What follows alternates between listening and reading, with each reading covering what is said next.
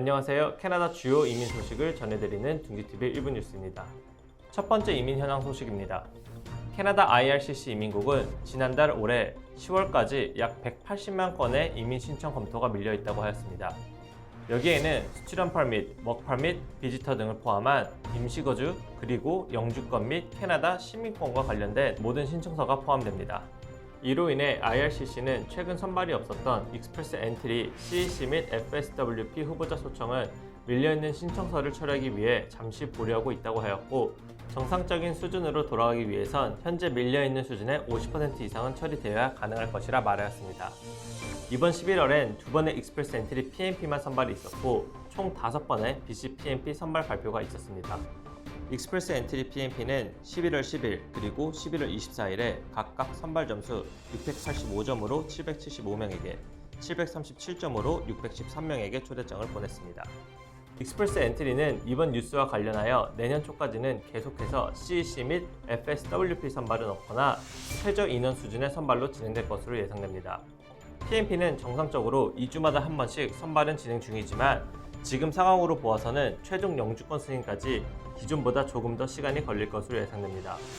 올해 선발 인원은 11월까지 CEC는 99,653명, PNP는 13,000명이 선발되어 총 112,653명이 초대장을 받았습니다.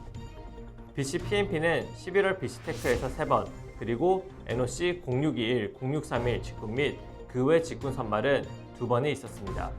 BC테크의 경우 11월 2일 4개의 카테고리 모두 75점으로 77명을, 11월 16일엔 마찬가지로 4개 카테고리 모두 75점으로 87명을, 그리고 11월 30일엔 4개 카테고리 모두 소폭 상승한 78점으로 89명을 선발하였으며 올해 11월까지 총 1,834명에게 초대장을 보냈습니다.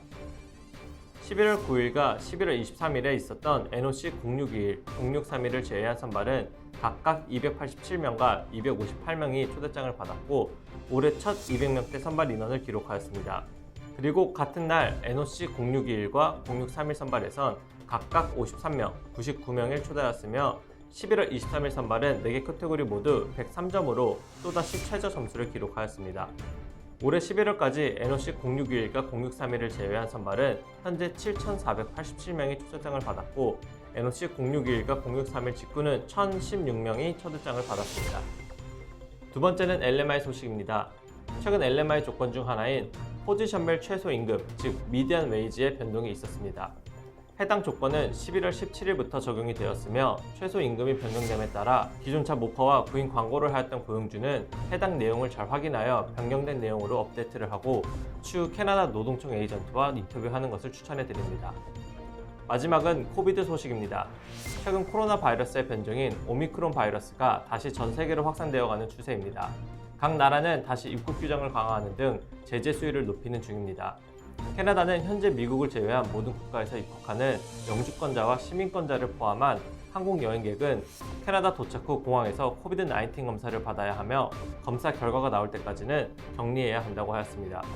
또한 한국도 12월 3일 자정부터 12월 16일 자정까지 모든 국가에서 입국하는 내외국인은 백신 접종 여부와 관계없이 10일간 격리 조치를 해야 한다고 발표했는데 한국 정부는 2022년 1월 6일까지 해당 방침을 연장한다고 발표했습니다.